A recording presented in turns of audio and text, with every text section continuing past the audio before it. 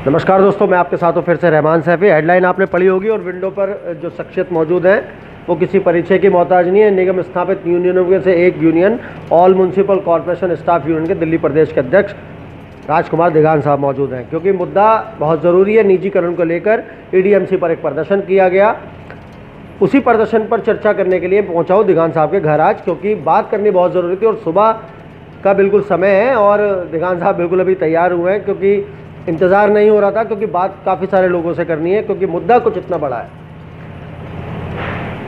दिघान साहब, सबसे पहले स्वागत है आपका हमारे प्रोग्राम में, और सबसे पहले माफ़ी चाहता हूँ इतनी सुबह आपको आगे उठा लिया, क्योंकि बात बड़ी ज़रूरी थी आपसे करनी। ईडीएमसी पर प्रदर्शन किया गया संयुक्त मोर्चे के बैनर तले, 8 से 10 यूनियन उसमें सम्मिलित रहीं, लेकिन कहीं ना कहीं ये भी देखा गया दिघान साहब के कर्मचारी कहीं ना कहीं आज हताश है, क्योंकि कर्मचारियों की गिनती वहाँ पर बिल्कुल भी नहीं थी। जिस तरह से समुदाय भवन में जो मीटिंग हुई थी, हमने उसकी खबर भी आप तक पहुँचाई थी, आपने सबने देखी है। उसमें इस बात को साफ तौर से तस्दीक के साथ कहा गया था कि एक संगठन 100 आदमी लेकर आएगा, प्रत्येक संगठन, लेकिन भीड़ का कोई जमावड़ा नहीं था। हालांकि दलीप पारचा जी ने, मैं दलीप पारचा जी को अप्रिशिएट भी करना चाहूँगा, उन्होंने एक बहुत अच्छा मंच लगाया, एक बहुत अच्छी शुरुआत की, उनके नेतृत्व में सभी लोग इकट्ठे भी हुए, बहुत अच्छा एक प्रदर्शन रहा। लेकिन बात आएगी कर्मचारी के निजीकरण की, तो कर्मचारी कहीं ना कहीं हताश है या क्या है? कर्मचारी क्यों नहीं आया अपने ही हक की मांगों की, डिमांडों की लड़ाई लड़ने के लिए आप लोगों के साथ? मेरा सवाल सिर्फ आज इतना है। धन्यवाद शैफी साहब। सर्वप्रथम मैं आपका स्वागत करता हूं, आप मेरे गरीब खाने पर आए। देखिए, आपने बड़ा पेचीदा सवाल किया और मैं जवाब भी उसका मुकम्मल दूंगा, क्योंकि मैं भी स्पष्टवादिता का शिकार हूं। कल जो प्रदर्शन हुआ, मैं सर्वप्रथम अपने अध्यक्ष, जो कि पूर्वी दिल्ली के हमारे अध्यक्ष हैं, जिनके नेतृत्व में कल मैंने काम किया, मैं दिलीप भाई को बधाई देता हूं कि जितने आदमियों का आकलन था उसके हिसाब से मैं समझता हूं सही आदमी थे। क्योंकि आपको ये बात भी बेहद ज़रूरी है बताना, क्योंकि सिविक सेंटर पे एक प्रदर्शन और था कल, और हमारे जो आदमी थे कहीं ना कहीं वो डाइवर्ट हुए हैं। जो लोग हमारे उत्तरी दिल्ली नगर निगम से आने थे या फिर दक्षिण दिल्ली नगर निगम से आने थे, वो डाइवर्ट हुए। यहाँ तक कि जैसे कि भाई संजय गहलोत ने इस आंदोलन का जो आह्वान किया और जो नेतृत्व किया इस आंदोलन का, हमारे कैबिनेट मंत्री माननीय श्री राजेंद्रपाल गौतम जी ने किया, भाई दुर्गेश पाठक जी ने किया। तो सर्वप्रथम मैं सलाम करना चाहता हूँ अपने कैबिनेट मंत्री राजेंद्रपाल गौतम जी का, कि आम आदमी पार्टी ने पहली बार शिरकत की, लेकिन उसमें जो अहम भूमिका थी वो राजेंद्रपाल गौतम साहब की थी। मैं धन्यवाद करता हूँ, बधाई देता हूँ वाल्मीकि समाज की ओर से, कि आम आदमी पार्टी ने पहली बार जो जज्बा दिखाया, जो जज्बात दिखाए वाल्मीकि समाज के प्रति। मैं वाल्मीकि समाज का नाम इसलिए भी ले रहा हूँ कि 80% जो लोग हैं वाल्मीकि समाज के, जो सफाई पेशे से जुड़े हैं, जो निगम से जुड़े हैं, जो सफाई कर्मचारी पेशे से जुड़े हैं। तो आम आदमी पार्टी ने पहली बार स्वतंत्र रूप में जो काम किया वाल्मीकि समाज के लिए, सफाई कर्मचारी के लिए, मैं आम आदमी पार्टी के जो सुप्रीमो हैं हमारे दिल्ली के मुख्यमंत्री माननीय श्री अरविंद केजरीवाल जी का धन्यवाद करता हूं। रही बात कल के प्रदर्शन की, जो आदमी का, जो कर्मचारियों का जो आकलन आप कह रहे हैं कम था, मैं समझता हूं आदमी आते रहे और जाते रहे। आप जानते हैं कि ये हमारे कौम की विडंबना है कि समय देने में सक्षम नहीं है, लेकिन फिर भी लोग काफ़ी आए। मैं सराहना करता हूँ बात दलीप भाई की, उनकी मेहनत रंग लाई और ये जो मैसेज है हमारा गृह मंत्रालय तक गया। आपने सिविक सेंटर की बात की मेरे से। सिविक सेंटर पर जो प्रदर्शन कल हुआ, और मैं आप सभी को ये बात बताना चाहता हूँ कि वाल्मीकि समाज के कुछ विधायक, जो आम आदमी पार्टी के विधायक हैं, उनके ऊपर कुछ मुकदमे भी कल वहाँ पे लगे हैं।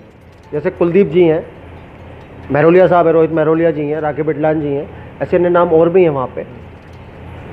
क्या कहीं ना कहीं ये पार्टी दोहरा चरित्र तो नहीं दिखा रही कर्मचारी को? सर्वप्रथम यदि मुकदमों की बात करते हैं तो ये मुकदमे नहीं, फूलों के गुच्छे हैं। लोग हमें पागल कहते हैं, हम पागल ही अच्छे हैं। जिस नेता पर मुकदमे लगते हैं, मैं समझता हूँ कहीं ना कहीं उसका प्रचार प्रसारण अच्छा होता है और मुकदमे लगने भी चाहिए। इस मुकदमों से प्रतीत होता है हम अपनी कौम के प्रति कितने निष्ठावान हैं, हम अपने कौम के प्रति कितने समर्पित हैं, और जो आज कौम का आंदोलन है हम उसमें शरीक हैं।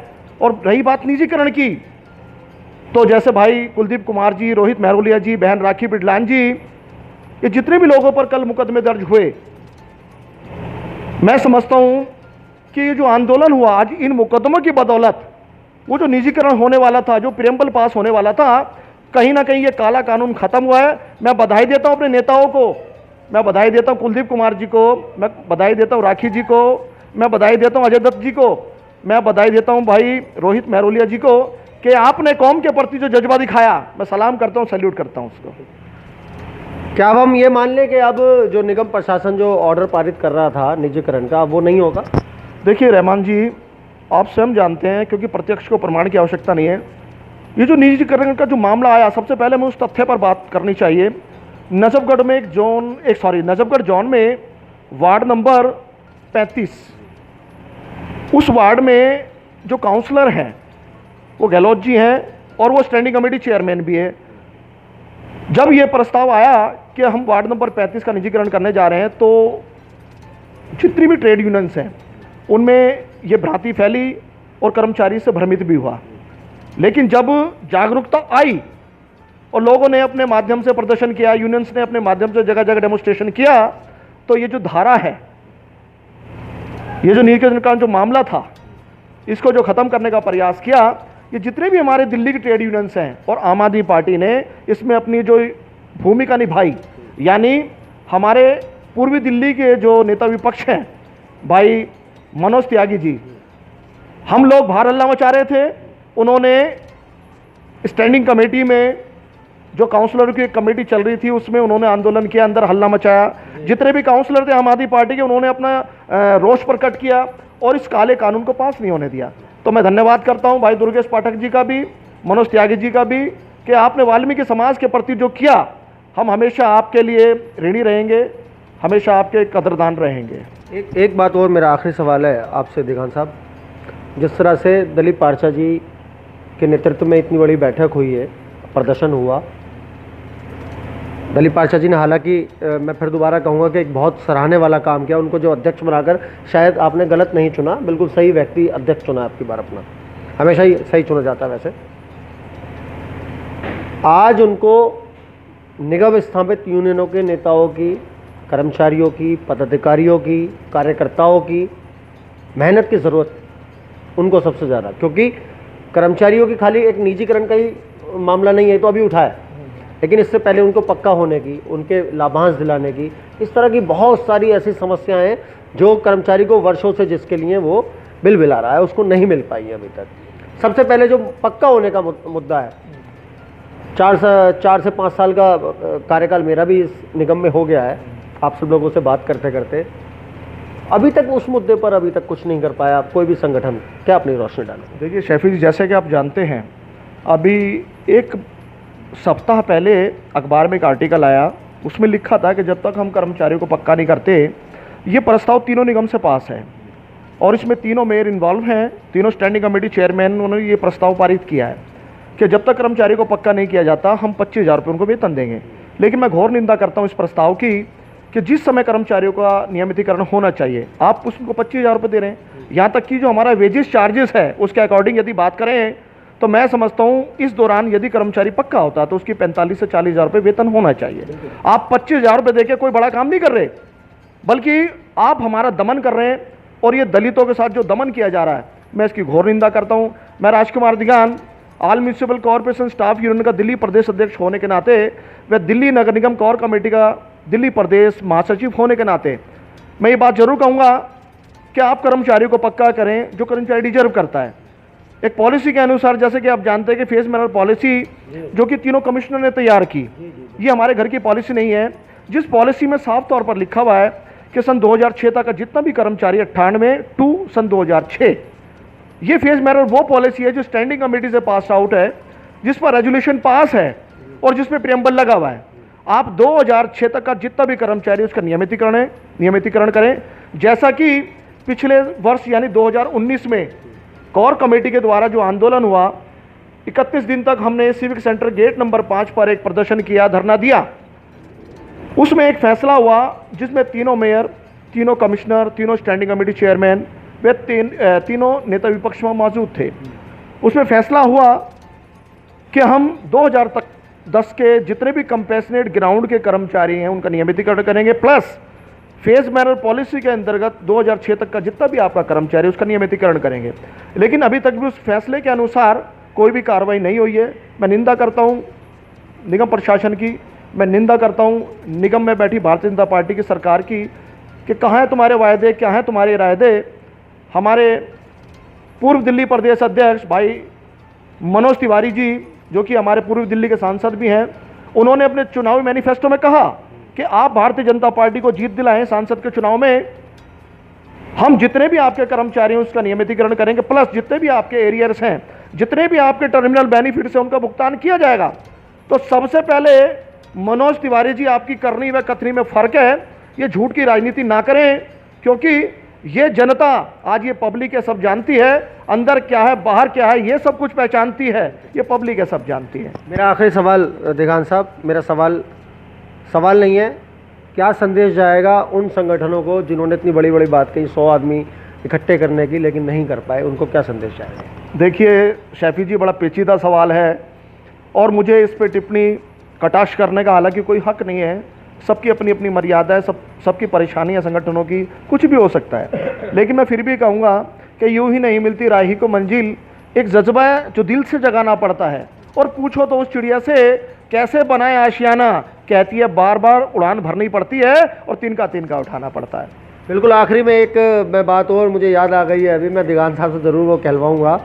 देगान साहब, एक वो बाहुबली की कुछ आपने बात कल मीटिंग में मैंने सुना था, उस प्रदर्शन में मैंने सुना था और परसों की मीटिंग में मैंने सुना था। मैं चाहता हूँ एक बार हमारे दर्शकों को आप वो बात बताएं। देखिए, ये जो भी शायराना अंदाज में जो बात करूँगा, ये मेरे महबूब शायर, जिनका जब मैं जिक्र करता हूँ तो मेरा दिल गौरवित हो जाता है कि वो मेरे महबूब शायर हैं, चाहे राहत इंदौरी साहब हों। तो कुछ चीज़ें ऐसी हैं जो मैंने आपके सामने कहा, लेकिन उनका इशारा कहीं और है। और यदि आप मेरा इशारा समझ जाएंगे, जनता मेरा इशारा समझ जाएगी, तो मैं समझ लूँगा कि जो मैंने ये शेर बोला है वो वहाँ तक पहुँच गया है। मैंने बोला था कि इस माहेशमती साम्राज्य की शिवगामिनी देवी कोई और है, जो आए दिन नए नए कटप्पा लाकर हम जैसे बाहुबलियों का वध कराती है। तो ये भारतीय जनता पार्टी है, ये भारतीय जनता पार्टी की सरकार है। मैं रहमान शैफी जी, एक बात की घोर निंदा और करूँगा। मैंने भारत वर्ष में पहली बार देखा कि जबकि आम आदमी पार्टी ने किसी भी लॉ एंड ऑर्डर की अवहेलना नहीं की, उन्होंने कोई भी क्राइटेरिया पार नहीं किया, उन्होंने अपना प्रदर्शन किया, कोई वायलेंस नहीं था, किसी प्रकार की कोई तोड़फोड़ नहीं थी, लेकिन पुलिस ने फिर भी लाठी चार्ज किया। मैं अपने देश के गृह मंत्री अमित शाह जी से गुजारिश करूंगा कि जिस प्रकार से देश की राजनीति चल रही है, इस प्रकार की राजनीति ना होने दें। आपने पुलिस को इतने अधिकार दे दिए, आज वो जनता पर लाठी चार्ज करते हैं, महिलाओं पर लाठी चार्ज करते हैं। तो जो जनता आपको चुनकर वहां तक बैठाती है, आपको गृह मंत्री बनाती है, यदि उस पर ही आप लाठी चार्ज कराएंगे, उसके साथ मारपीट करेंगे, उसी के ऊपर आप नाघानी मुकदमे दर्ज कराएंगे, तो मैं समझता हूं आपको उस चेयर पर बैठने का कोई अधिकार नहीं है। बड़ी बात आपने कही देगान साहब। और मैं अपने दर्शकों को यहाँ बताता चलूँ कि मेरे पास कुछ सवाल जो आप लोगों ने मुझे लिख कर भेजे थे कमेंट के माध्यम से, वो सब मैंने पूछे हैं देगान साहब से और अन्य नेताओं से, जितने भी निगम स्थापित यूनियनों के जितने भी यूनियनों के नेता हैं, पदाधिकारी हैं, कार्यकर्ता, मैं उन सबके पास जाकर ये सवाल जितने भी आप लोग मुझे लिख कर भेज रहे हो मैं बराबर भेजूँगा। तो दोस्तों, अगले मुद्दे पर इसी बात को आगे बढ़ाते हुए दोबारा चर्चा करते हुए आपसे मुलाकात होगी। जय हिंद, जय भारत।